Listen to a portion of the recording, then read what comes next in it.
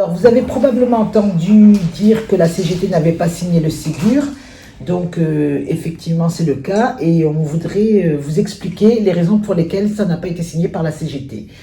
Donc, avant toute chose, avant de commencer, on aimerait vous expliquer comment est calculé un salaire. Donc, j'aimerais que tu nous expliques ça. Donc, le salaire, qui est le traitement indiciaire, en fait, vous avez vu que sur votre bulletin de salaire, vous avez un indice. Voilà. Vous prenez cet indice, vous le multipliez par la valeur du point, qui est 4,6860. Voilà. Cette valeur de point qui est gelée depuis 2010. La seule année où il a été dégelé à hauteur de 1,6%, c'était 2016. Voilà. Et depuis, il est gelé. L'indice, c'est pour le diplôme, pour la valorisation du diplôme et de l'ancienneté. Et le point d'indice, c'est normalement pour adapter le salaire des fonctionnaires à l'inflation, pour pas que le salaire baisse chaque année quand l'inflation augmente. Donc, on va vous expliquer en fait pourquoi la CGT n'a pas signé le Ségur. Une des premières raisons, c'est qu'on estimait qu'il n'y avait pas assez d'argent. Ouais, en fait, les grèves avant la crise sanitaire demandaient 300 € d'augmentation, et c'est un peu ce que disait Seb, c'est qu'en fait, depuis que le point d'indice est gelé, on a perdu tous en pouvoir d'achat puisque l'inflation a continué à augmenter et nos salaires ont stagné. Donc en fait, nos salaires ont baissé. Les salaires des fonctionnaires, tous les fonctionnaires ont baissé depuis 2010. Donc pour rattraper ça, il fallait, selon les professions, entre 300 et parfois 500 € de rattrapage. Donc en fait, on est très loin du compte dans ce Ségur. Voilà, ce Ségur où on a eu un complément de traitement indiciaire à hauteur de 183 €. Voilà. En sachant que ce traitement indiciaire, tous les ans, il peut être revu. Parce qu'en fait, lors du vote du budget de la sécurité sociale par le Parlement, il peut être remis en cause. Donc on peut dire un jour, sur les 49 points d'indice qu'on nous accorde, on peut le renversera que 29 ou carrément pas de point d'indice. Voilà, ça c'était une première chose. Et la deuxième chose, c'est que ça ne touche, les revalorisations ne touchent pas l'ensemble des personnels. Voilà, pour l'instant, il y a eu un gros focus qui a été fait sur les soignants, infirmiers, IAD, aides-soignants, mais il manque beaucoup de nos collègues qui ont fait front avec nous avec le Covid. Voilà, il manque tous les services techniques, les ateliers, tout ce qui est logistique, double bac, les ambulanciers, les ASH. Donc on a parlé du CTI, on a parlé de l'exclusion de nombreux hospitaliers, on a parlé du gel de points d'indice. Sur le gel de points d'indice déjà, c'est que le Ségur, ce qui a été signé, entérine la continuité du gel de points d'indice. C'est-à-dire que nos salaires vont rebaisser chaque année, et d'autant plus que l'inflation est hyper importante en ce moment. Vous avez vu plus de 2% d'augmentation par mois, c'est fou. On a tous vu le prix de l'essence, le prix du gaz, etc.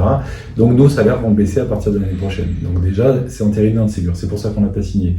Ensuite, sur la question du CTI, ce qui va pas, c'est que c'est un complément de salaire. C'est ni une prime, ni une augmentation de salaire. On ne l'a pas quand on est en formation. Donc quand vous serez en formation, vous ne toucherez plus le CTI. Si vous êtes en promotion professionnelle, vous ne toucherez plus le CTI. C'est énorme, c'est 483 € de moins par mois. C'est complètement fou. C'est pour ça que le gouvernement a choisi de ne pas le mettre dans les grilles, et les 49 points d'indice ne l'a pas mis dans les grilles, mais l'a gardé en complément de salaire. Et ça, c'est impardonnable pour les syndicats qui ont signé ça, les syndicats qui sont habitués aux négociations salariales et qui font entrer un loup dans le droit des salaires en France, c'est-à-dire le complément de salaire. Donc c'est un truc impardonnable. Il fallait absolument pas signer un truc comme ça en tant qu'organisation syndicale. C'est une très grande trahison. D'autant plus que ce Ségur, il a quand même été négocié avec des syndicats qui étaient très peu présents lors des mobilisations. Donc, mobilisations pendant lesquelles, justement, on parlait du fait que nos salaires, enfin, notre point d'indice était gelé, qu'on parlait de fermeture de lits, qu'on parlait de dette des hôpitaux, qu'on parlait de tout ça. Et ces syndicats qui ont négocié n'étaient pas présents lors de toutes ces mobilisations, ou en tout cas très peu. En gros, il y a eu la pandémie mondiale, donc la pandémie était dans tous les pays, mais tous les pays n'ont pas augmenté les salaires des soignants. s'il y a eu des augmentations de salaire des soignants, c'est qu'on était très très bas au niveau, notamment infirmier, on était 28e au niveau de l'OCDE, et avec le Ségur, on passe 23e, waouh! C'est incroyable, mais surtout aussi pourquoi il y a eu des augmentations, parce qu'il y a eu des grèves. C'est la seule explication. Et qu'il y a eu des grèves avant, il y a eu des grèves pendant aussi la pandémie, et il va y en avoir maintenant, puisque beaucoup de professions sont lésées par rapport à ce Ségur. Donc il n'y a pas eu de revalorisation des indemnités nuit et week-end, ni des astreintes. Les heures de nuit sont payées 1,67 € l'heure supplémentaire. 1,07 €. 1,07 € pour la plupart des soignants, la plupart des gens qui font des nuits. Donc 9,63 € la nuit. Voilà, ça n'a jamais été revalorisé et ça fait des années et des années. Ce qu'il faut comprendre, c'est que ce sont des primes et pas du salaire. C'est-à-dire que ce qu'on gagne en plus, le peu qu'on gagne en plus quand on est en nuit et en week-end, ça ne compte pas pour la retraite, puisque dans la fonction publique, les primes ne comptent pas dans le calcul de la retraite. Donc c'est l'arnaque. Par rapport au ratio, pour le passage en classe supérieure, toujours pas de carrière linéaire.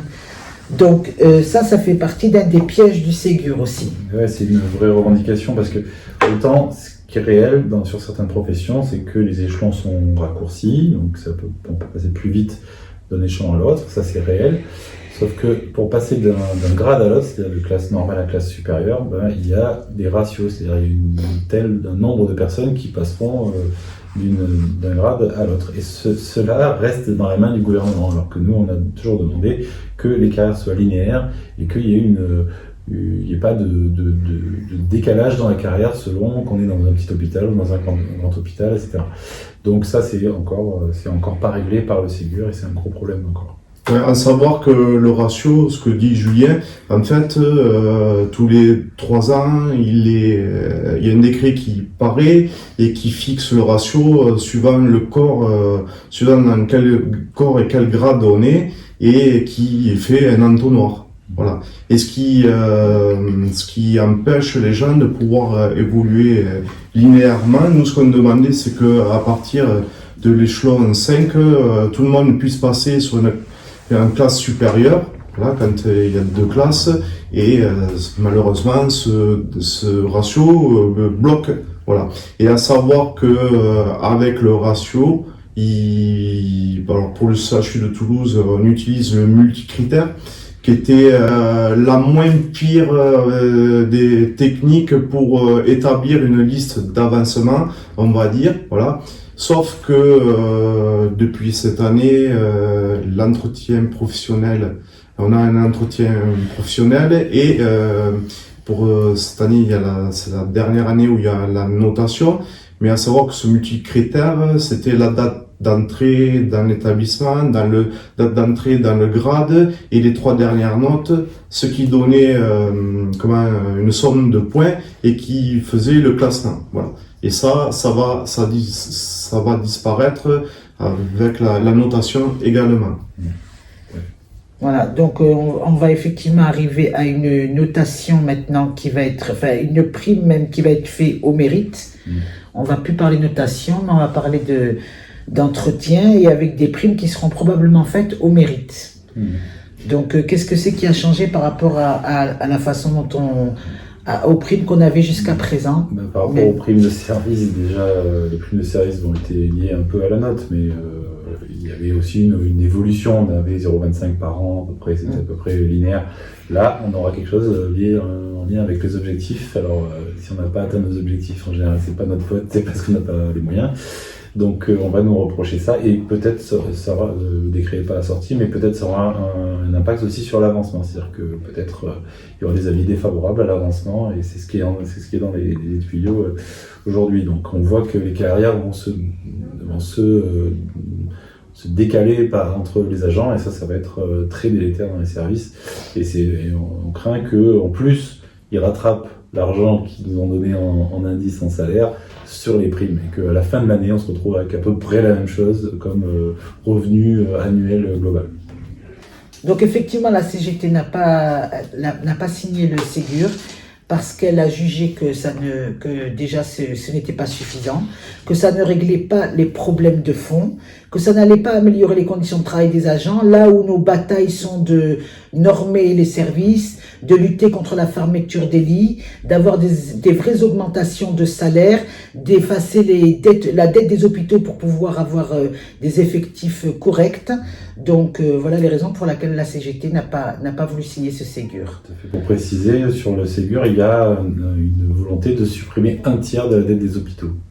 Pourquoi pas l'intégralité de la dette des hôpitaux, parce que déjà c'est ce qui plombe vraiment tous les budgets de tous les CHU, donc pourquoi qu'un tiers, et surtout il n'y a pas de suppression de la taxe sur les salaires, qui est une taxe qui coûte 5 milliards d'euros à tous les hôpitaux en France, donc à la sécurité sociale, puisqu'on est payé par la sécurité sociale, et donc c'est une aberration que l'État prélève un impôt sur les hôpitaux. Franchement ça n'a aucun sens, et ça n'a toujours pas été annulé. Et puis sur la norme des services, donc, par exemple en Belgique, où il y a un binôme infirmière AS pour tant de malades, 7 malades pour la chirurgie je crois, un binôme infirmière AS ou PURAP, etc. pour tant de malades, et il est en plus plus resserré souvent en pédiatrie parce qu'il faut plus de personnel, et tout ça ça fait que le sous-effectif devient illégal dans un pays, ce qui paraît à peu près normal, puisque sinon on met en danger les patients et les soignants qui s'épuisent au travail. Donc ça, le Ségur ne règle absolument pas ça. Donc on a parlé de la contractualisation des heures sup. Il faut savoir que pour que ça ait lieu, il faut qu'il y ait un accord local qui soit signé. Et donc, d'où l'enjeu au moment des élections de bien choisir, parce que si des organisations syndicales qui ont signé ce Ségur venaient à passer, ça voudrait dire que tout ce qui va avec, là, serait signé obligatoirement, et que on pourrait reculer un petit peu, notamment par rapport au temps de repos entre deux vacations. Donc, ouais, le gouvernement donc propose, c'est une proposition bizarre, mais de réduire le temps de repos alors qu'on est tous épuisés. Mais par contre, il faut qu'il y ait un accord majoritaire, comme tu dis. Ça veut dire quoi? Nous, la CGT, ici, on fait 46%. Ça veut dire qu'aux prochaines élections, il faut absolument qu'on fasse plus de 50% pour bloquer toute possibilité pour que des organisations syndicales qui signent facilement puissent entériner des choses avec la direction. Donc il y a un gros enjeu pour les prochaines élections pour ça, et pour les contractualisations des heures supplémentaires, puisqu'ils veulent faire un volet d'heures supplémentaires inscrit dans faire un contrat en tout cas avec la direction, pour qu'on fasse jusqu'à 20 heures supplémentaires intégrées par mois. Donc c'est énorme, c'est beaucoup, c'est le burn-out assuré là. La contrepartie du Ségur, que le Ségur va imposer, c'est la renégociation en local du temps de travail, voilà, avec bien sûr des semaines où on pourra travailler 32 heures et d'autres où on pourra travailler 40 heures en fonction de l'activité, hein. Donc on comprend bien où ils veulent en venir. C'est quand il y aura beaucoup d'activités, nous faire travailler beaucoup. Voilà. Ça veut dire que on pourra diminuer le temps de repos entre deux vacations. Donc concrètement là, on était proche du but. On avait une vraie possibilité d'atteindre tout ce qu'on demandait.